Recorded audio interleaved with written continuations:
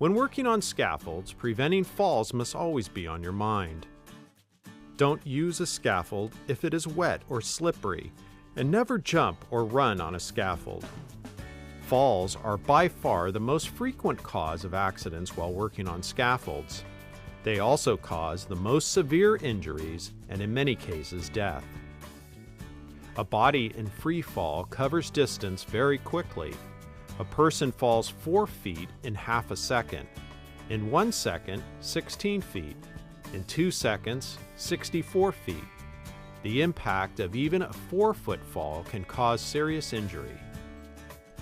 If your job site requires the use of a personal fall arrest system, your supervisor will give you specific training for the proper use of this equipment.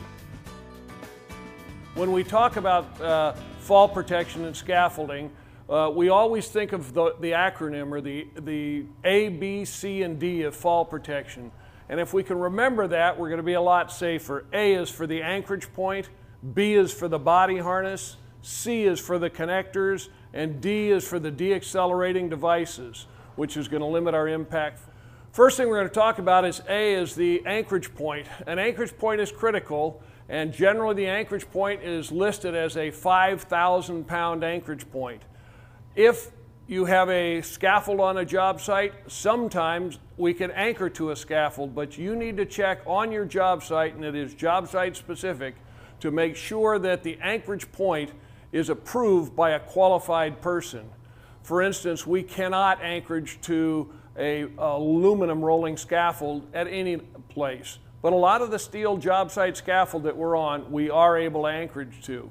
The body harness has to reduce the impact load on the body, and we have to make sure that our body harnesses are appropriate for the job we're doing and that they've properly been inspected.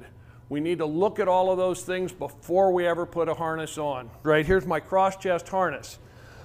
Basically, the only place I can attach to this harness is the back D-ring here on your back. The item that goes to that would be your deaccelerating device, your lanyard, something like that. It's important that when you put your harness on, it's properly adjusted.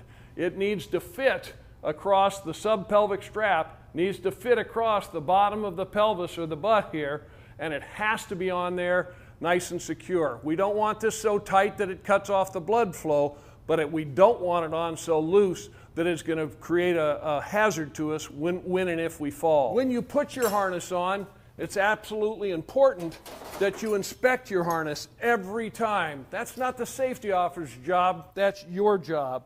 And you put your body harness on, you need to inspect it. This is a pretty good body harness, but as I inspected my body harness, I saw on the subpelvic strap a cut in that subpelvic strap. That was enough to take this body harness out of service. But never ever put a body harness on again when you have things like this in your pocket. Keys, knives, flashlights, those kinds of things in your pocket go exactly underneath the leg strap of your body harness. If you are in a fall and this key decides to puncture your femoral artery, you're going to be in big trouble. It's very easy to clean your pockets out, put them in the toolbox, put them somewhere, but get them out of your pockets because that's an accident waiting to happen. Next thing we're going to go to is the third, or the C portion of personal fall arrest. We need a connector. Excuse me, the connector is often referred to as a carabiner or a hook. These are all things that connect you to an anchorage point. When you're using connectors, you have to have a double locking, self-closing connector. Why is a double acting connector so critical? I took this off of a job site. This is a 6-foot lanyard with a single acting hook on this. This is a problem that we see, and it's called rollout. And that's how easily this can disconnect. We use this or have it hooked up to a carabiner. This carabiner, we could actually roll right out of this device and it can come right apart.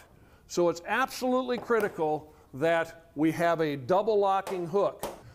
The fourth part, or the D, is the deaccelerating device. The deaccelerating device is usually found in a 6-foot lanyard, something like this. This lanyard could also be a 4-foot lanyard. Now what a deaccelerating device does is has a shock pack built in, whether it's enclosed with cloth, whether it's enclosed with a shrink wrap pack. This package has 42 inches of material that in a fall will slow your acceleration so that we don't have an impact force at the end of the fall. This is why we call this a deaccelerating pack. This is the part that limits our impact load now, according to OSHA, to 1,800 pounds. Anchorage points, body harnesses, connectors, and deaccelerating devices.